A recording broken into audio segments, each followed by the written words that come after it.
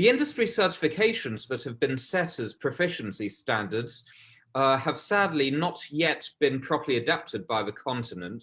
Now, how do you see this? How do you feel that this has affected Africa's global competitiveness, and what kind of solutions do we see to improve things concretely in the future?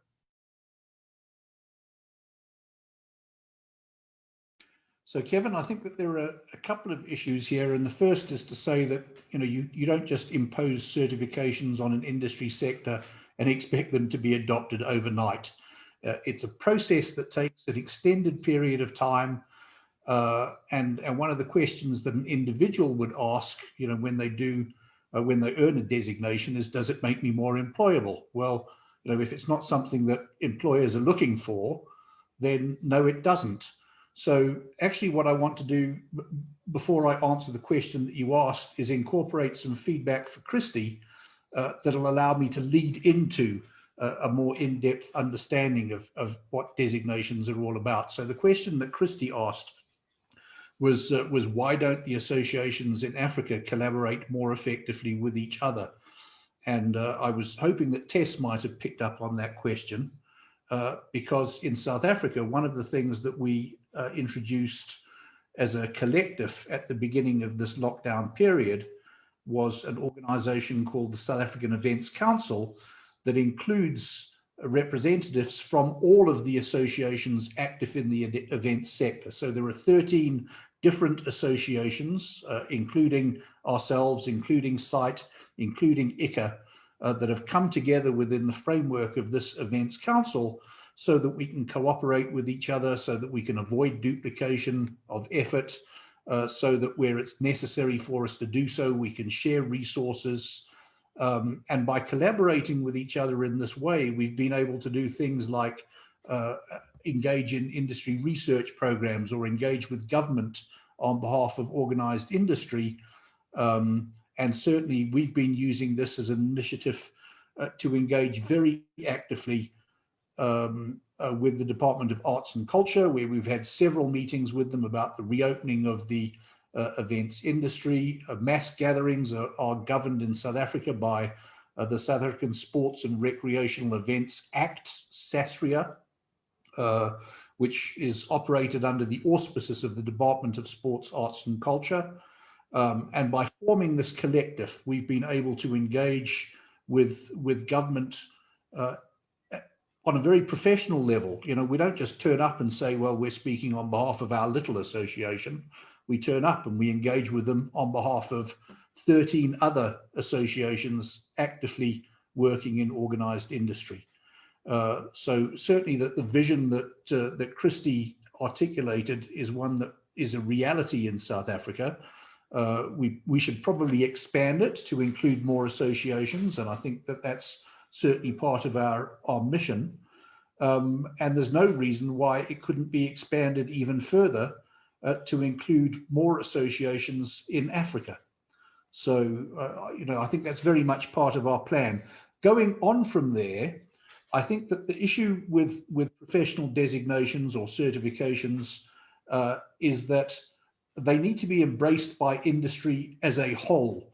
And so the designations that we award were originally developed as a three-way partnership between EXA, SAQA, and IFIA. So EXA, the Exhibitions and Events Association, SAQA, the South African Association for the Conference Industry, and IFIA, the International Festivals and Events Association.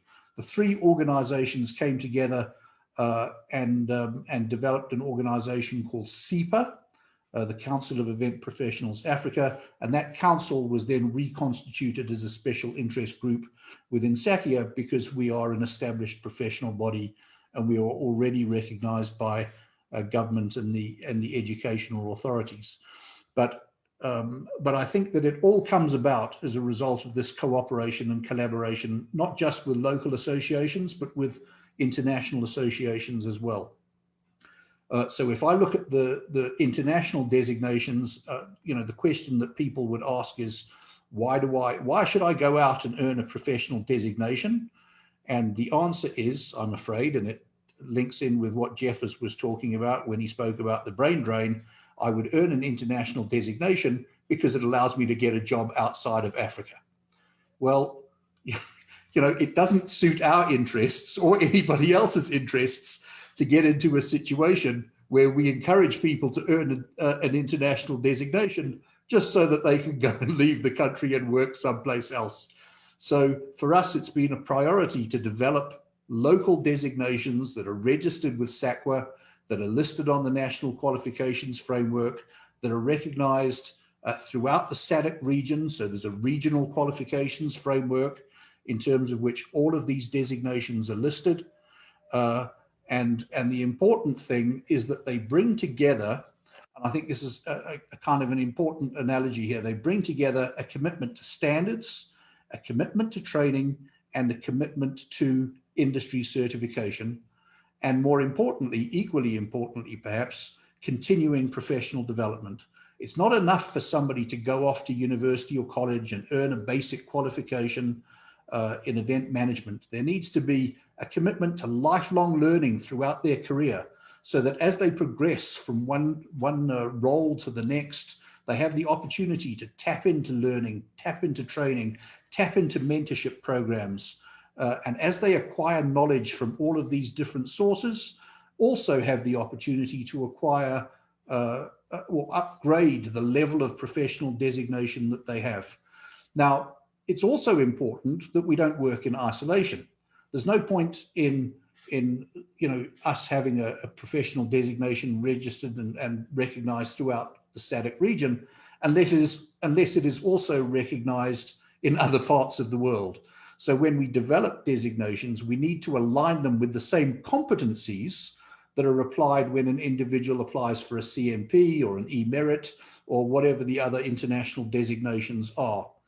But it's about creating a framework in which local associations can cooperate and collaborate with each other, in which we can embrace standards and designations that are accepted and recognized in other parts of the world.